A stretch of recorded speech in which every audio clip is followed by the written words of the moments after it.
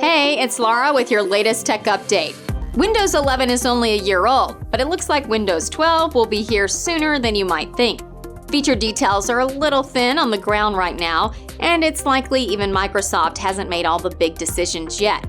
After all, it delivered a lot of features suggested by Windows fans in this year's Windows 11 update. One thing that's almost certain though, the requirements for upgrading will be less controversial.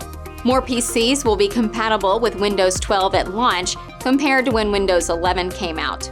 We don't have an exact release date yet, but if the rumors are true, we should expect it to land at some point in late 2024.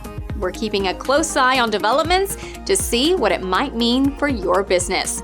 If you haven't yet made the move to Windows 11 and need some help, get in touch. That's your tech update. More next week.